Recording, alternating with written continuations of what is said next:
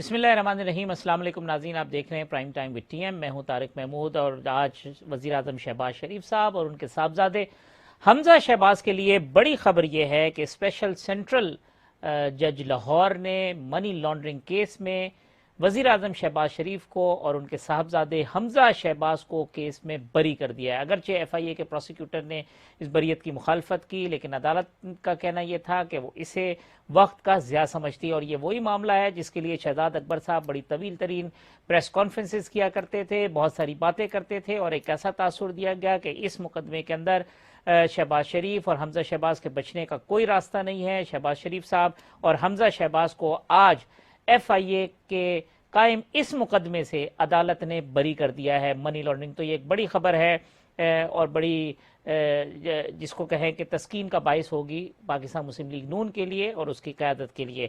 دوسرا اہم معاملہ، عمران خان صاحب جو آج ممنوعہ فنڈنگ کیس میں اسلام آباد ہائی کورٹ میں پیش ہوئے، وہاں سے عبوری ضمانت کے حصول کے لیے، اور یہ ممنوعہ فنڈنگ کا کیس وہ ہے جو کہ گزشتہ روز ایف آئی اے نے درج کیا تھا، جس میں $21 لاکھ عارف نقوی صاحب کے اکاؤنٹ سے پاکستان تحریک انصاف کے ایک اکاؤنٹ میں ٹرانسفر ہوئے۔ عمران خان صاحب کے ساتھ عامر کیانی اور سینیٹر سیف اللہ نیازی سمیت 11 جو افراد ہیں ان کے خلاف اس مقدمے کو درج کیا گیا، اور آج پیشی کے موقع پر عمران خان صاحب نے کہا کہ وہ جیل جانے کے لیے تیار ہے۔ ان سے آج کہا گیا کہ اگر عدالت نے ضمانت نہ دی تو کیا ہوگا، کہنے لگے کہ میں جیل جاؤں گا۔ تو اس کا مطلب ہے کہ پاکستان تحریک انصاف کی قیادت، خود عمران خان صاحب سمجھ رہے ہیں کہ جس طرح سے ان پر مقدمات کے اندراج ہو رہا ہے وہ جیل جا سکتے ہیں، ان کی گرفتاری ہو سکتی ہے۔ اور آج ایک اور اہم بات جو عمران خان صاحب نے کی، اور وہ یہ کہتے ہیں کہ حکومت میری تھی، ذمہ داری میری تھی، لیکن اصل طاقت کسی اور کے پاس تھی۔ یہ عمران خان صاحب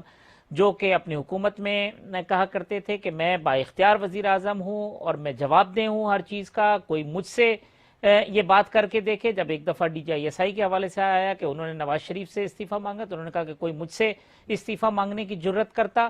وہ عمران خان آج کہہ رہے ہیں کہ حکومت میری تھی مگر طاقت کسی اور کے پاس تھی، اور وہی عمران خان صاحب کہتے ہیں کہ آج حکومت میں بیٹھے ہوئے جو لوگ ہیں وہ پاکستان کے لیے سیکیورٹی تھریٹ ہے، لہٰذا ان کو ہٹانا ضروری ہے۔ اسی وجہ سے وہ مختلف مقامات پر اپنے جو پارٹی کے لوگ ہیں جو ہمدرد ہیں ان سے حلف اٹھوا رہے ہیں اور کہہ رہے ہیں کہ حقیقی آزادی کے لیے لانگ مارچ کرنا ہوگا، اسلام آباد کی جانب رخ کرنا ہوگا، جس کے بارے میں توقع یہ تھی کہ شاید یہ اکتوبر کے مڈ میں ہو، مگر اب علی محمد خان صاحب کہتے ہیں کہ 16 اکتوبر کے ضمنی انتخاب اور کراچی کے ضمنی انتخاب کی وجہ سے یہ لانگ مارچ اکتوبر کے آخر میں جا سکتا ہے۔ تو یہ لانگ مارچ بھی تاخیر کا شکار ہے۔ آج عمر چیمہ صاحب کے بارے میں اطلاع ہے کہ انہیں مشیر داخلہ پنجاب لگایا جا رہا ہے کیونکہ کرنل ہاشم ڈوگر نے استعفیٰ دے دیا تھا۔ آج اٹارنی جنرل آف پاکستان اشتر اوصاف صاحب خرابی صحت کی بنا پر انہوں نے استعفیٰ دے دیا ہے۔ تو یہ تمام معاملات ہیں جس پر آج کے پروگرام میں گفتگو کریں گے۔ میرے ساتھ موجود ہیں پاکستان تحریک انصاف سے فردوس شمیم نقوی صاحب، پاکستان پیپلز پارٹی کے سینیٹر عاجز دھامرا صاحب اور سینئر تجزیہ کار عنبر شمسی صاحبہ۔ تمام مہمانوں کا بہت شکریہ۔ فردوس شمیم نقوی صاحب یہ فرمائیے گا کہ خان صاحب جب حکومت میں تھے تو کہتے تھے کہ میں با اختیار ہوں، سب کچھ میرے ہاتھ میں، اب کہتے ہیں حکومت میری تھی، اصل طاقت کسی اور کے پاس تھی، تو کل غلط بات کر رہے تھے یا آج ان کا جو بیان ہے وہ درست نہیں ہے؟ میرے خیال سے عقل مند کے لیے اشارہ کافی ہوتا ہے۔ اس وقت بھی وہ بار بار ایک بات کہتے تھے کہ we are on the same page, ٹھیک، اور سیم پیج کا مطلب آپ تجزیہ نگار اور کمنٹیٹر یہ لیتے تھے کہ فوج ساتھ دے رہی ہے۔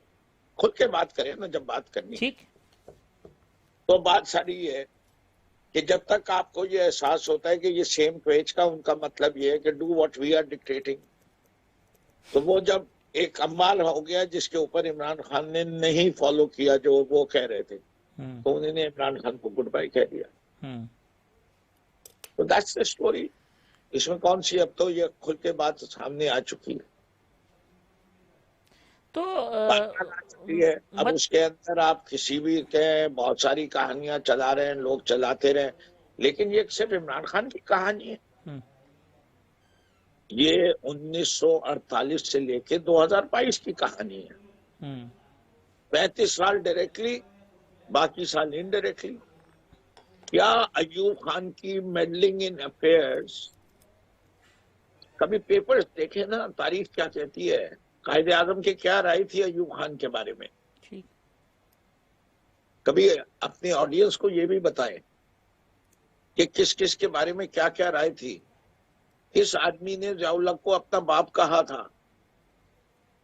اتنی دفعہ وزیر اعظم نواز شریف تاریخ میں سب سے زیادہ ہٹائے جانے والا وزیر اعظم جس کو اپنا ایک ٹینیور کمپلیٹ کرنے کا موقع نہیں ملا. تو یہ سب باتیں تو پتہ تھی فردوس صاحب، تاریخ تو آپ نے پڑھی ہوئی تھی، یہ ساری کتابیں صفحے تو پڑھ رکھے تھے. میں اپنی بات نہیں کر رہا حافظ صاحب، میں عوام کو انفارم کرنے کی بات کر رہا ہوں جی کہ پاکستان کے 75 سال میں اصل حکمران کون رہے. آج اگر بنگلہ دیش ہم سے آگے نکل چکا ہے جو 1971 میں ہم سے ٹوٹ کے جدا ہو کے ہوا تھا، ٹھیک جس میں بھی ملٹری ڈکٹیٹر کافی عرصے رہے، صحیح. اس کے باوجود وہ آگے نکل گیا. تو عمران خان بھی ڈمی وزیر اعظم تھے فردوس صاحب، مطلب سوچنے کی تو بات ہے نا کہ ہم چین سے پیچھے، ہم ملیشیا سے پیچھے، ہم ترکی سے پیچھے، ہم ان تمام ممالک سے جو 1940 کی دہائی کے آخری حصے میں آزادی حاصل کی. ٹھیک. تو مجھے پھر شارٹلی کہتے ہیں عمران خان صاحب ڈمی وزیر اعظم تھے، ربر اسٹیمپ تھے، ان کے ہاتھ میں کچھ نہیں تھا. میں نے ایسی کوئی بات نہیں کہی. جی میں نے آپ سے یہ کہا کہ فیصلے ہوتے تھے، جی مشاورت کے ساتھ ہوتے تھے. ٹھیک 100 فیصلے 50 کے اوپر لڑ سے دونوں ایگری کر گئے، ٹھیک ہو گئے. 25 پہ عمران خان نے اپنی منمانی کر لی، ٹھیک 10 پہ ان کی بھی منمانی ماننی پڑ گئی، اس سے کوئی امپورٹنٹ نہیں تھے. ٹھیک لیکن بیہائنڈ دا سین تو گیم روز کا یہ بھی ہو رہا تھا. ٹھیک. مقصد یہ ہے کہ یہ مجھے سمجھ میں نہیں آتا، اس وقت بھی نہیں سمجھ میں آتا تھا، اب بھی نہیں سمجھ میں آتا. ٹھیک ہے دامرا صاحب، یہ بیہائنڈ دی سین جو گیم فردوس شمیم نقوی صاحب کی حکومت کے ساتھ ہو رہا تھا وہی اب آپ کے ساتھ ہو رہا ہے؟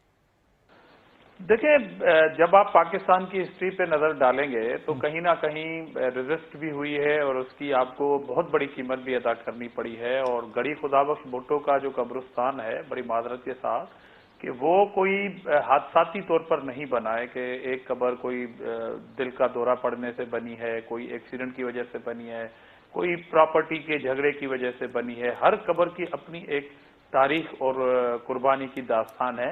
میرے خیال میں صرف اس کی اسٹڈی کی جائے تو پتہ پڑ جائے گا کہ جو حقیقی عوامی لیڈرشپ تھی جنہوں نے ریزسٹ کیا ہے، ان کو پھر ایسے قبرستانوں کو آباد بھی کرنا پڑا ہے.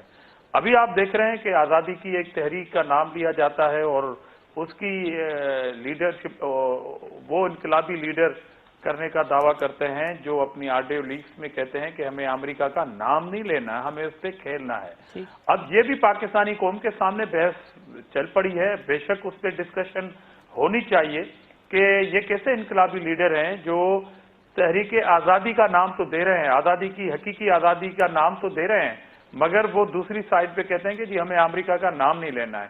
ایک طرف وہ تحریک آزادی کی گاڑی چل پڑی ہے اور دوسری طرف وہ انہی امریکی سفیروں سے ملاقاتیں کرتے ہیں.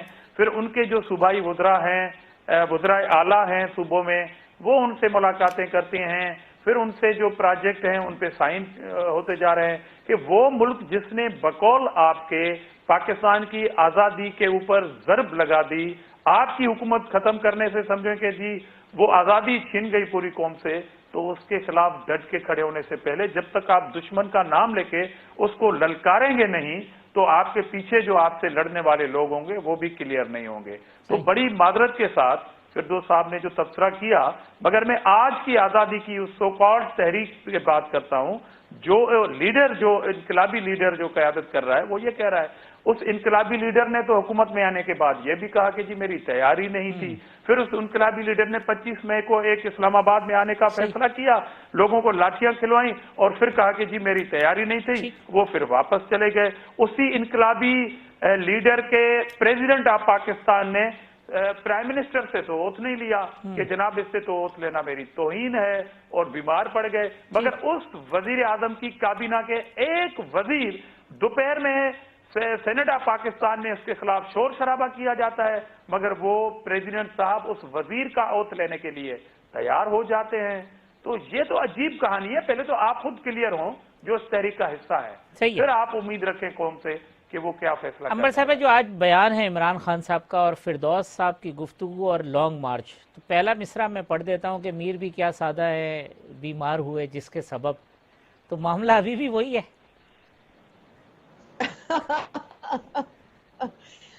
دیکھیے جو اس وقت نقوی صاحب فردوس صاحب نے بھی بیان کیا، ان کا جو دکھڑا ہے اور وہ تاریخ کے پس منظر میں بھی بتا رہے ہیں، ایسا نہیں ہے بے نظیر بھٹو صاحبہ نے بھی یہی بات کی، نواز شریف صاحب نے بھی یہی بات کی، اب عمران خان صاحب اسی کا سامنا کر رہے ہیں، لیکن اس سے کچھ سوال بھی پیدا ہوتے ہیں، اور میں کہوں گی کہ موجودہ حکومت سے بھی سوال پیدا ہوتے ہیں۔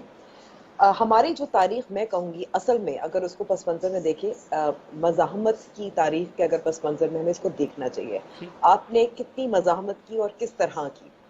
تو اگر فردوس صاحب حقیقت بیان کر رہے ہیں کہ 50% یا آدھے جو فیصلے ہوتے تھے وہ مشاورت سے یا اتفاق سے ہوتے تھے اور جس طرح سے یہ ہوتا تھا، تو پھر سوال یہ پیدا ہوتا ہے کہ یہ کیا عمران خان صاحب کو یہ کیا ہوتا اس تاریخ سے واقف نہیں تھے؟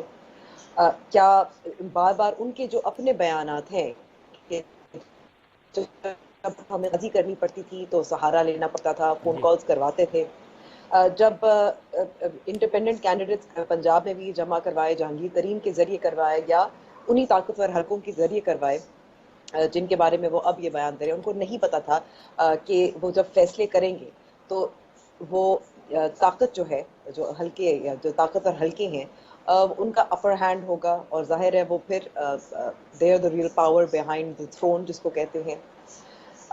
پھر یہ بھی ہم سوال پوچھ سکتے ہیں کہ عمران خان صاحب یہ بھی پہلے کہتے تھے کہ اگر آپ با اختیار وزیر اعظم ہوں، اگر آپ ایماندار ہوں، اگر آپ کی کوئی کمپرومائزنگ ویڈیوز نہ ہوں، کوئی لیکس نہ ہوں، تو پھر آپ اپنی مرضی کر سکتے ہیں، آپ کو زیادہ اختیار ہوگا۔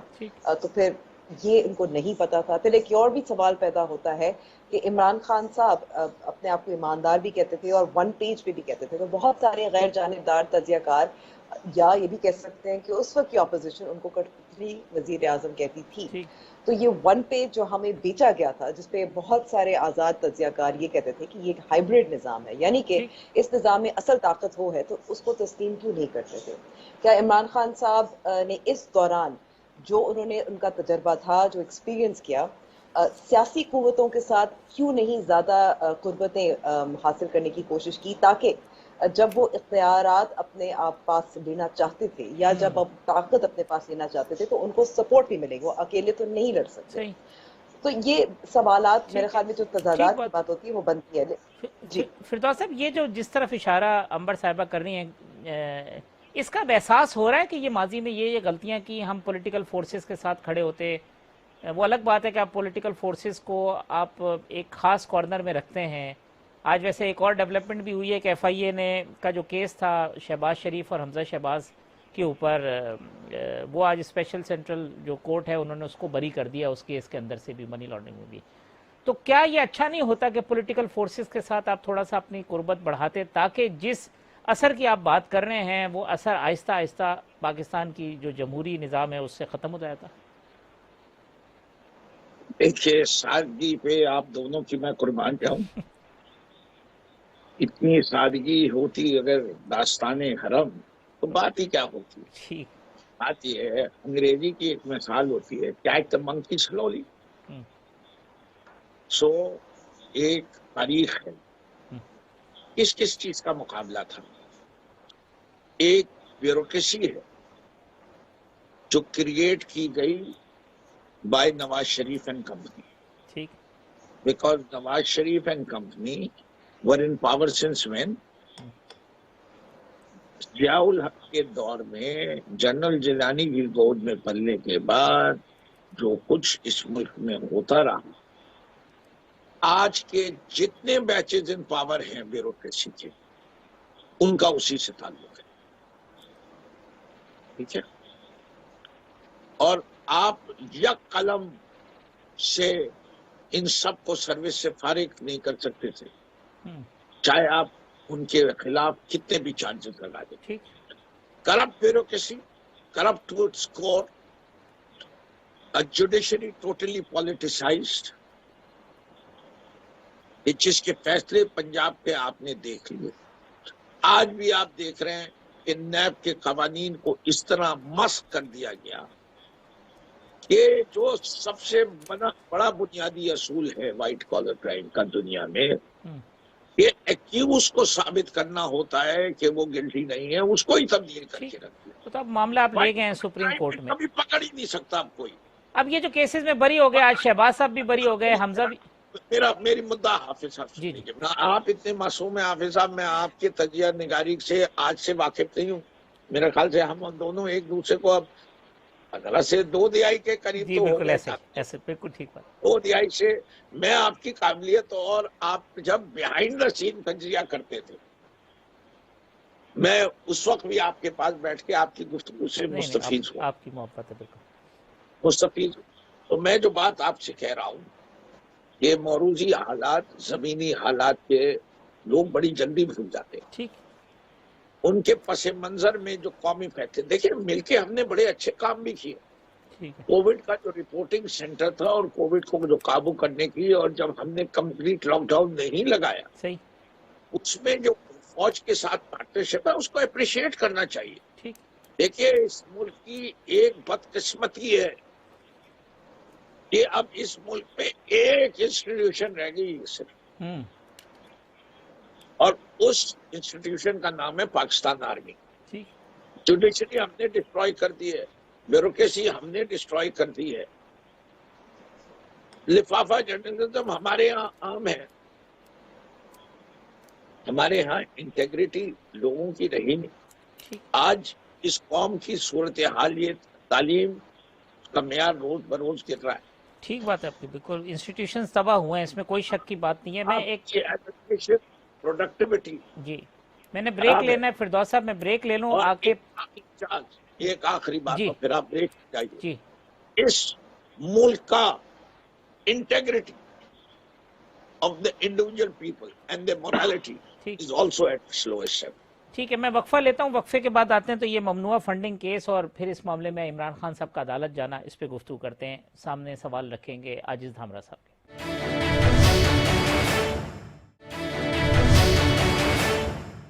ویلکم بیک ناظرین، فردوس شمیم نقوی صاحب، سینیٹر عاجز دھامرا صاحب اور انبر شمسی صاحب میرے مہمان ہیں۔ عاجز دھامرا صاحب، ممنوعہ فنڈنگ کیس، پھر آج عمران خان صاحب عدالت چلے گئے ہیں، عبوری ضمانت حاصل کی، وہ کہتے ہیں میں جیل جانے کے لیے تیار ہوں۔ تو یہ کیسز آپ بھی اسی طریقے سے بنا رہے ہیں جس طریقے سے کل آپ کہتے تھے کہ ہم اپوزیشن میں ہیں تو ہمارے خلاف کیسز بنائے جا رہے ہیں؟ دیکھیں حافظ صاحب، میں پہلی بات تو یہ کہہ رہا ہوں کہ جو کیسز بنے یا بنائے جاتے، ہم تو اس ملک میں موجود تھے اور ان تمام کیسوں کا ہم نے سامنا کیا ہے، اور یہ ابھی کچھ 15-20 دن پہلے کی بات ہے کہ اتوار کے دن بھی عدالتیں کھلی ہیں نا۔ کس کے لیے کھلی ہیں؟ عدالت کھلی ہے نا، اتوار کے دن بھی کھلی ہے اور عمران خان صاحب کے لیے بھی کھلی ہے۔ دوسری بات یہ ہے کہ جو کیسز انہوں نے بنائے تھے اس پہ آج یہ قوم سوال کر رہی ہے۔ ہم مس کر رہے ہیں ایک نام کو کہ وہ کہاں ہے۔ بڑی دھوم مچائی ہوئی تھی نا پی ٹی آئی والوں نے، پاپڑ والے، دہی پوڑے والے، فالودے والے۔ تو آج ہم پوچھ رہے ہیں کہ شہزاد جی آج ہم پوچھ رہے ہیں کہ تحریک انصاف میں جو پیون تھے، جو پٹوالے تھے، ان کے اکاؤنٹ میں کہاں سے پیسے آتے تھے، اور وہ پیسے کہاں ہیں کہ ایک بڑا آنےسٹ شخص اپنے آپ کو کہنے والا عمران خان اور ان کے ساتھ جو پارٹنر تھا اس وقت کے چیف تھے سپریم کورٹ کے، انہوں نے ایک فنڈ ریزنگ کی تھی ڈیم کے حوالے سے اربوں روپے۔ آج ان کا کوئی پرسان ڈیم فنڈ۔ اس کے بعد شہزاد اکبر ایک نام ہے، آج وہ کہاں ہے؟ وہ پروف سارے اس کے دور کے اندر جو اس وقت کی اپوزیشن کے خلاف جمع کیے گئے تھے۔ ہمارے کیسز تو ہمارے صوبوں میں بھی نہیں چل سکتے تھے، اس لیے کہ جناب وہاں پر آپ کی حکومت ہے اور وہاں پر آپ اثر انداز ہوتے، حالانکہ نیب پہ اس وقت کون اثر انداز ہو رہا تھا؟ تو وہ چیزیں، اور جو بیوروکریسی کے حوالے سے فردوس شمیم نقوی صاحب نے تبصرہ کیا ہے، تو بشیر میمن حافظ صاحب آپ بخوبی اندازہ یہ جانتے ہیں، باخبر صحافی ہیں اس بات سے، کہ بشیر میمن صاحب کے تعلقات سندھ گورنمنٹ کے ساتھ بھی اچھے نہیں تھے، پیپلز پارٹی کے ساتھ بھی اچھے نہیں تھے، اور اس بات کو بڑا اپریشیٹ کیا جاتا تھا کہ جی یہ بڑا نڈر ایک بیوروکریٹ ہے اور یہ جو ہے وہاں پر مصلحت نہیں کرتا، اس لیے اس کے خلاف انتقامی کارروائی ہو رہی ہے۔ جناب عالی وہ وفاق میں آ گئے، پھر وہ ڈی جی ایف آئی اے بنے، اور پھر ایک دور آتا ہے 3.5-4 سال کا پی ٹی آئی کا۔ ان سے کیا کام لیا جا رہا تھا کیا کوئی پٹیوالا بھی، کوئی چپڑاسی بھی اس ملک کا اپنی ریٹائرمنٹ سے 2 مہینے پہلے ریزائن دے سکتا ہے؟ انہوں نے ڈی جی کی پوزیشن سے ریزائن دے دی تھی اور اس کی پینشن بند کر دی گئی تھی. کس نے بند کی تھی، کیوں بند کی تھی، اس کو عدالت میں جانا پڑ رہا تھا. اس سے ایسا کیا کام لیا جا رہا تھا؟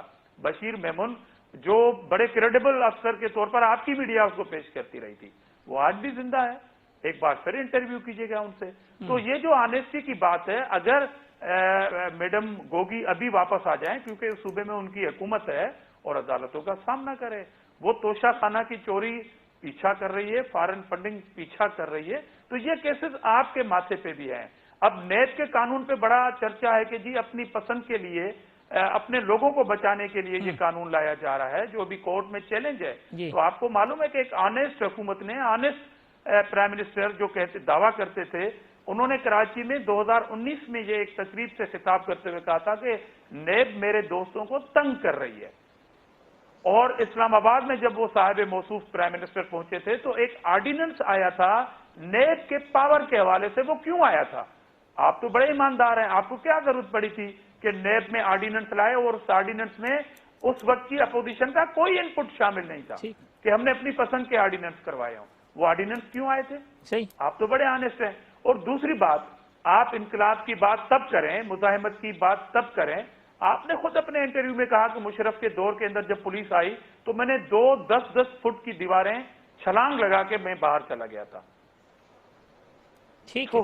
انبر صاحب، یہ جو کیسز ہیں، اب یہ ممنوعہ فنڈنگ کیسز اور یہ معاملہ، ایک طرف عمران خان صاحب پہ کیسز بن رہے ہیں، دوسری طرف آج وہ جو شہباز صاحب اور حمزہ کے اوپر جو کیس تھا منی لانڈرنگ والا FIA میں، وہ بھی بری ہو گئے. تو یہ کیا ہے؟ یہ کوئی ہوا چلی ہے کوئی خاص قسم کی، یا یہ خاص قسم کی ہوا ہی ہو سکتی ہے نا؟ کیونکہ آپ کو یاد ہے جب شہباز شریف صاحب کے کیس سامنے آیا تھا اور شہزاد اکبر صاحب نے پریس کانفرنس کی تھے، اور بہت سارے جو اینکرز ہیں اور بہت سارے جو صحافی ہیں، انہوں نے کہا تھا یہ دیکھیں ذرا، یہ تو کیس پکا ہے، اب تو گئے، اس میں تو کوئی شک، اب تو گئے، اب تو کوئی شک نہیں ہے، اس میں کچھ نہ کچھ ہو جائے گا. میں کہوں گی کہ میں نے کیونکہ فائنینشیل رپورٹنگ نہیں کی تو میں اس پہ وثوق سے نہیں بات کر سکتی، اور اس لیے بھی نہیں کر سکتی کیونکہ میں اس کے سیاسی پس منظر کو دیکھتی ہوں، اور سیاسی پس منظر تو یہی کہتا ہے کہ ہوا، جیسے آپ نے کہا، کس طرف چل پڑی ہے. تو اس وقت ہوا شہباز شریف کے خلاف چل رہی تھی، اب عمران خان صاحب کے خلاف چل رہی ہے. جو شہباز شریف کا کیس تھا اس وقت بھی پکا لگتا تھا.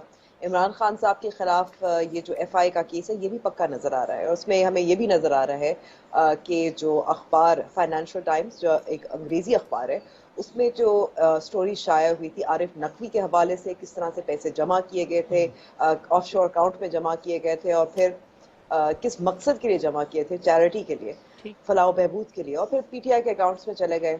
تو یہ بھی مضبوط کیس لگ رہا ہے، لیکن منطقی انجام تک تبھی پہنچے گا اگر ہم کہیں گے کہ ہمارا نظام جو ہے انصاف پسند ہے، یعنی کہ ہمارا نظام جو ہے عدل کی بنیاد پر ہے.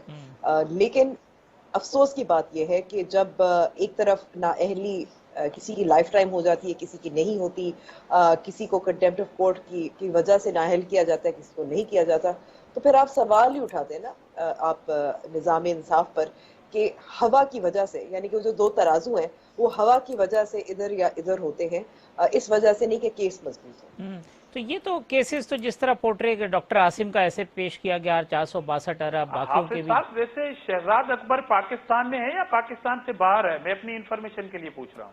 فردوس بھائی، یہ شہزاد اکبر صاحب کہاں ہیں؟ لوگ ڈھونڈ رہے ہیں ان کو دوربین لگا لگا کے. انہوں نے وہ ہر روز کہتے تھے یہ پکڑے گئے، وہ پھر بریف کیس اٹھایا، پاکستان سے کہیں باہر چلے گئے. میرے خیال میں کہ شہزاد اکبر صاحب سے جو سب سے بڑا سوال پوچھنے والا ہے، چارج آیا تھا جی، تو اس کے اگلے دن شہزاد اکبر صاحب نے ایک پریس کانفرنس کی تھی. جی، یہ تو مجھے پتا ہے. یہ چارج پہلے بھی عزیز دھامرا صاحب نے لگایا تھا اور ان کے ساتھیوں نے. آپ ملوا دیں دھامرا صاحب کو، شہزاد اکبر صاحب سے آپ ملوا دیں تاکہ دھامرا صاحب کو تسلی ہو جائے. کیونکہ میں اسلام آباد میں بیس نہیں ہوں، میں کراچی بیس ہوں، اور پولیٹیکلی شہزاد اکبر صاحب کبھی بھی جلسے جلوس والی سیاست نہیں کرتے. وہ ایک ٹیکنوکریٹ بیوروکریٹ ہے.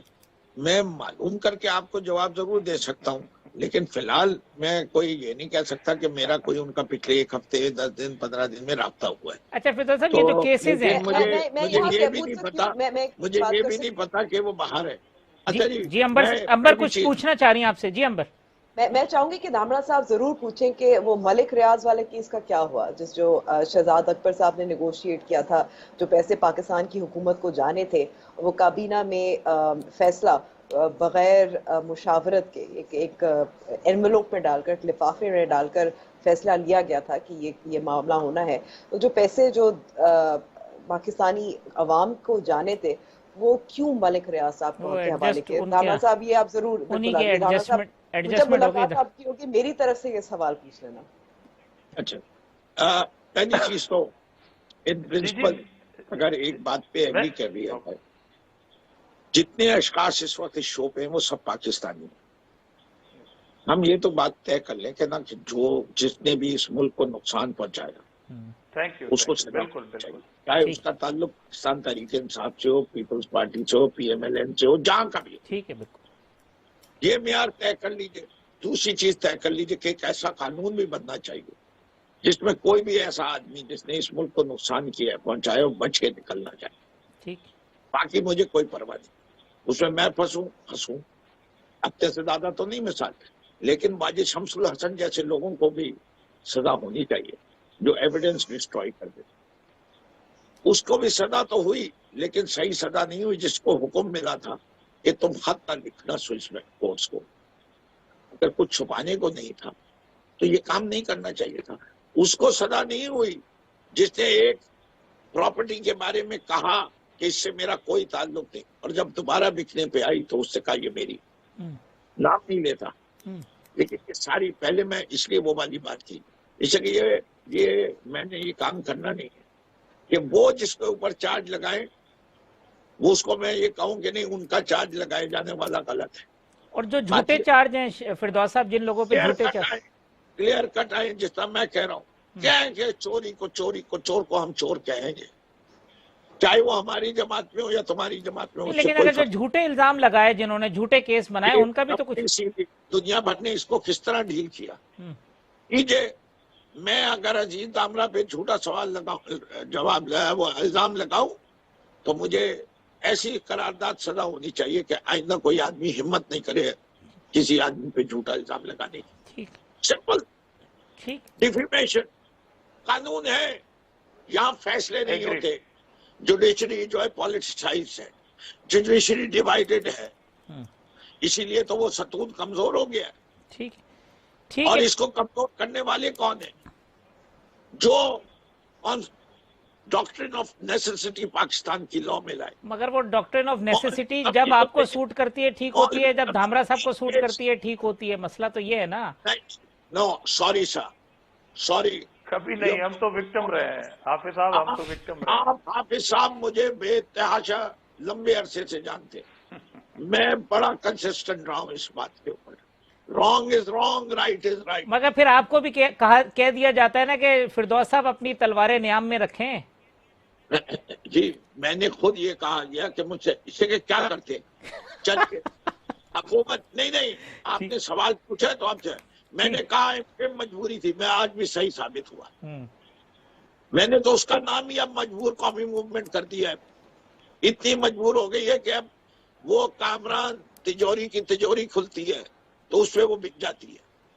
छोड़े, मैं तो जब मुझे कहा गया था हमारे पास चॉइस शिका थी, या गवर्नमेंट ना बनाओ, और अगर गवर्नमेंट बनाओगे तो MKM से सपोर्ट लेनी पड़ेगी, वरना वोट ऑफ कॉन्फिडेंस नहीं होता, माइनॉरिटी गवर्नमेंट होती। अब ये किया कि वोट ऑफ कॉन्फिडेंस लेंगे। मुझे पार्टी ने कहा कबूल करो, 22 साल से मैं इस जमात की ऑपोजिशन कर रहा था। मैं इस जमात में कातिल लोगों को देखता हूं बल्दिया की आग के पीछे। मैंने बोरीबंद लाशों के पीछे इसी जमात को देखा है। इस शहर में मैंने बेतहाशा जनाजे देखे। मैंने बेतहाशा खौफजदा बिजनेसमैनों से भी मुलाकात हुई है। मुझे खुद बाबर गौरी जैसे लोगों ने फोन पे कहे तुम जिंदा रहना चाहते हो। ये नहीं है, नाम लेके कह रहा हूँ। ठीक है, ये नहीं है। ठीक है फिरदौस साहब, मैं ब्रेक लूं। ब्रेक के बाद आते हैं तो इमरान खान साहब का लॉन्ग मार्च और जो वो हलफ ले रहे हैं और उसको किस तरीके से आने वाले दिनों में इस लॉन्ग मार्च का मुस्तकबिल क्या होगा, प्रोग्राम के लास्ट सेगमेंट में गुफ्तगू करते हैं।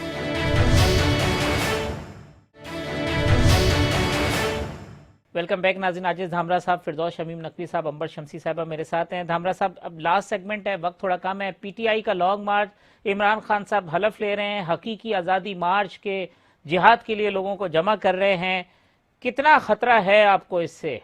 देखें, ये तो इनकी अपनी पॉलिसी पे मुनहसर करता है कि अब हलफ लेने पे बात आ गई है ना।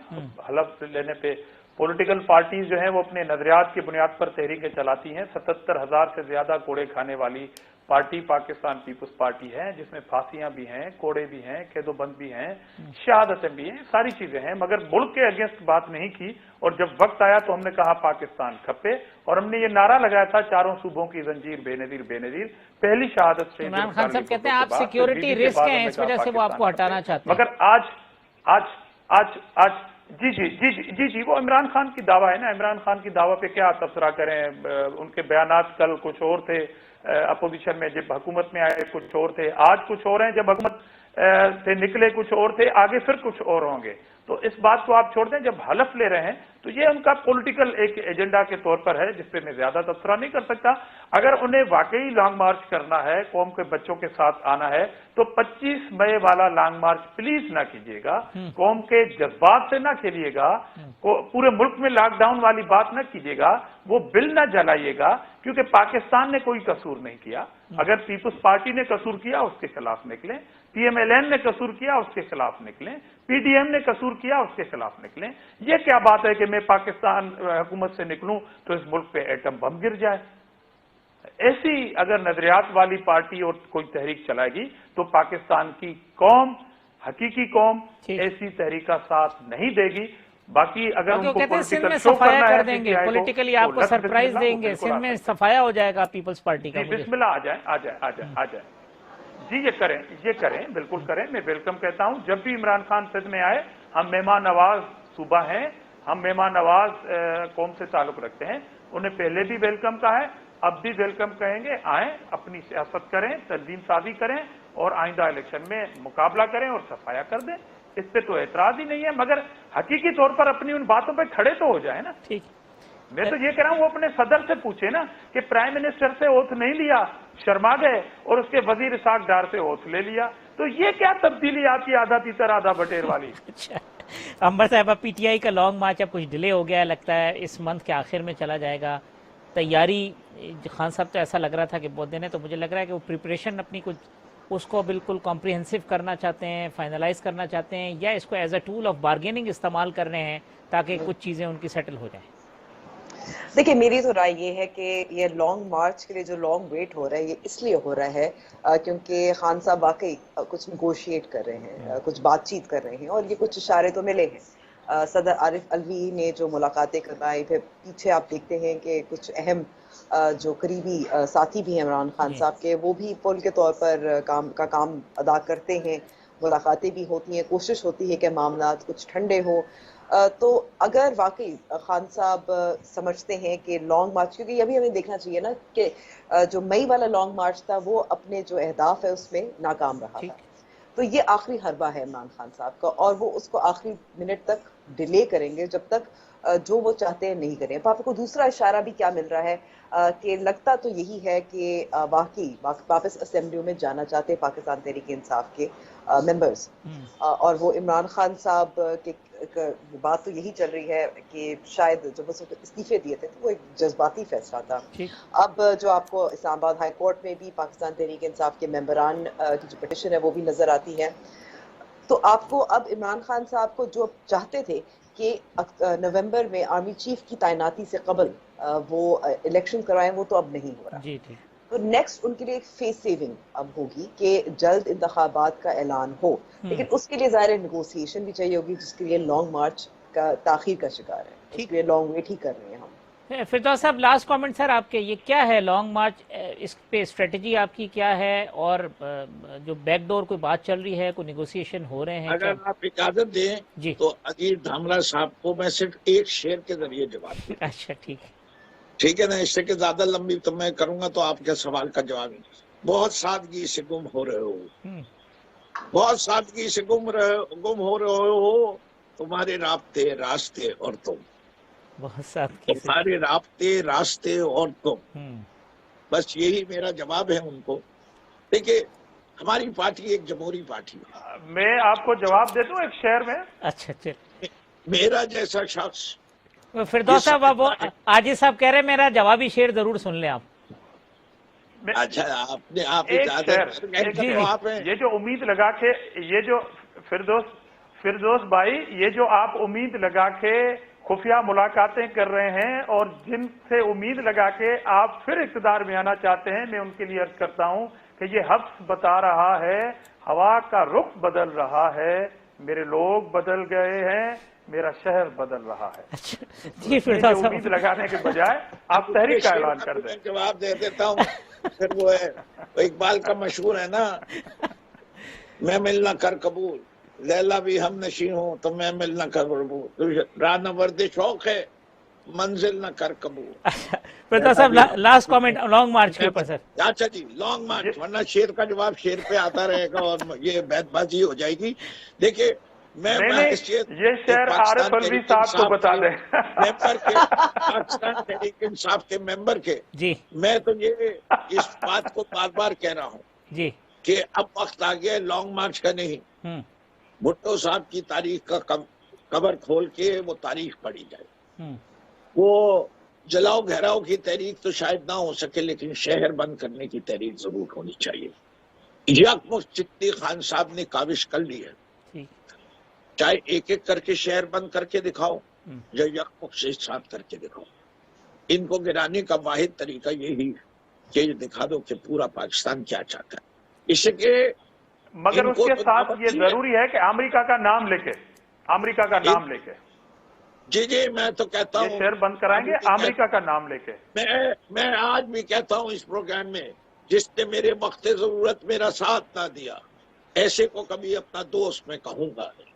ठीक है फिरदौस शमीम नकवी साहब, आजिज धामरा साहब और आप अमेरिका का नाम तो ले लेना, दे दिया ना उन्होंने, अमेरिका का नाम तो ले लेना, किस तरह ये तहरीक चलेगी। पैसे अमेरिका में लगे हुए इमरान खान की बात कर रहा हूँ, इमरान खान की बात कर रहा हूँ कि खेलना है, नाम नहीं लेना। अच्छा चले फिरदौस साहब, आजिज धामरा साहब, अंबर शम्स हाईवे पे धामरा साहब नहीं जाऊंगा, मैं तो यकीन रखता हूँ इस बात पे, कहीं शर्माना जाए आप, हर मुल्क जो है अपने मफाद आपको शर्माना जाए इमरान खान की पॉलिसियों की वजह से। चले नहीं फिरदौस शमीम नकवी साहब, आजिज धामरा साहब, अंबर तहरीक चलाएं मगर खुलकर अमेरिका का अंबर साहब बहुत शुक्रिया। प्रोग्राम का तो वक्त खत्म हो रहा है, कल इसी प्रोग्राम में इंशाल्लाह इसी वक्त दोबारा मुलाकात होगी। अल्लाह हाफिज।